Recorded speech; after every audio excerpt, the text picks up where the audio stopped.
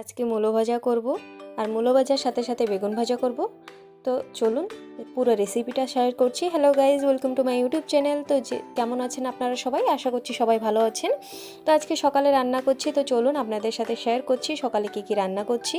তো প্রথমত বেগুনটা পিস পিস করে কেটে নিয়েছি। বেগুনের সাথে কিছু লবণ আর কিছু হলদি দিয়ে দেওয়ার পরে মিক্স করে নেবো ভালো করে মিক্স করে সাইডে করে নিলাম। তো এখানে ভাতও রান্না হবে আর বেগুন ভাজা হবে। তো প্রথমে ভাতের জলটা দিয়ে দিলাম এবং তার সাথে কড়াই দেওয়ার পর তেলটা দিয়ে দিয়েছি। তেল গরম হয়ে যাওয়ার পরে বেগুনটা দিয়ে দিলাম। বেগুনটা দিয়ে দেওয়ার পরে ঢেকে দেবো, কারণ বেগুনটা একটু সেদ্ধ হলে জলদি হয়ে যাবে আর ভালো বি লাগবে।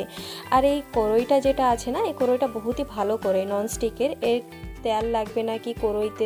আর যে বেগুনটা আমি ভাজবো সেটা লেগে যাবে না বা পোড়া লাগবে না, তেলটা যেরকম থাকে সেরকমই থাকে, বহুতই ভালো রান্না করতে গেলে। তো চলুন দেখাচ্ছি। প্রথমে তো বেগুনটা ভাজলাম, প্রথমে অল্প কিছু দিলাম, তারপরে বাকি যেগুলো ছিল সেগুলো দিলাম। দিয়ে দেওয়ার পরে সব এক এক করে ভাজা হয়ে গেল।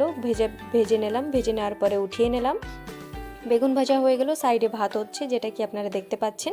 তারপরে ভাজা হয়ে যাওয়ার পরে কিছু পরিমাণের লঙ্কাও ভেজে নেবো, কারণ বেগুন ভাজার সাথে লঙ্কা ভাজাও লাগবে। তাও চলুন তারপরে মূলোটা ভেজে নেবো। তো প্রথমে তো তেল দিয়ে দিয়েছি, তেল দিয়ে দেওয়ার পরে কিছু পরিমাণে সর্ষা দিয়ে দিয়েছি। তারপরে যে মূলো কড়া কেটে আমি ধুয়ে রেখেছিলাম সে মূলো দিয়ে দিয়েছি, 3টে কাঁচা লঙ্কা দিয়ে দিয়েছি। তারপরে কিছু পরিমাণের লবণ দিয়ে দেবো, যেটা কি আমি 1.5 চামচ লবণ দিয়েছি। দেন 1 চামচ হলদি দিয়েছি। 1 চামচ হলদি দেওয়ার পরে আর কিছু পরিমাণে হলদি দেবো, যেটা কি আধা চামচের একটু কম, ঠিক আছে। তো ভালো করে এটা নাড়িয়ে চাড়িয়ে নেবো। ভালো করে নাড়িয়ে চাড়িয়ে নিয়ে যাওয়ার পর একটু ঢেকে দেবো, কারণ মূলোটা সেদ্ধ হবে। কিছু সময় সেদ্ধ হওয়ার পর মাঝে মাঝে একটু উঠিয়ে একটু নাড়িয়ে চাড়িয়ে নেবো, কারণ সেদ্ধ হবে। তো সেই হিসের জন্য রেখে দিলাম। তো এদিকে কথা বলতে বলতে দেখুন আমাদের ভাতও হয়ে রেডি হয়ে গেছে, যেটা কি ভাতটা ফ্যানটা গেলে সাইডে রেখে দিয়েছি। আর এদিকে আমাদের মূলা চলছে, কারণ মূলোটা ভালো করে যদি ভাজা না হচ্ছে শক্ত থাকবে তো ভালো লাগবে না।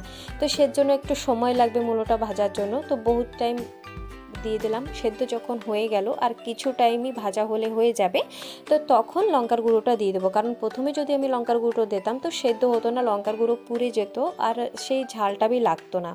তো এখানে আমি দিয়ে দিয়েছি 1.5 চামচ লঙ্কার গুঁড়ো, 2 চামচ প্লাস আধা চামচ, কারণ লঙ্কার গুঁড়োটা আমরা বেশি পরিমাণে খাই। তো আপনারা যেই হিসাবে, আমি সব ভিডিওই প্রায় বলি, তো আপনারা যেই হিসাবে লঙ্কার গুঁড়ো খাবেন সেই হিসাবেই পরিমাণটাই দেবেন, ঠিক আছে। তো এখানে লঙ্কার গুঁড়ো দিয়ে দেওয়ার পরও ঢেকে নিয়েছি, কারণ এটা ভালো করে ভাজা হবে, ঠিক আছে। তো ভালো করে ভাজার জন্য অনেক সময় এটা টাইম লাগে, 10-15 মিনিট লেগে যাবে আপনার ভাজা করতে, কারণ প্রথমে তো এটা সেদ্ধ হবে, তারপরে ভাজাটা ভালো করে হলেই টেস্টি হবে। তো এখানে আমাদের ভাজা হয়ে রেডি। তো এখানে আমাদের ভাতও বেড়ে নিয়েছি। আজকে সকালের খাদ্য বেগুন ভাজা আর লঙ্কা ভেজে নিয়েছি আর মূলা ভাজা। আজকের জন্য বাস এটুকুই। Subscribe my YouTube channel. Thank you so much.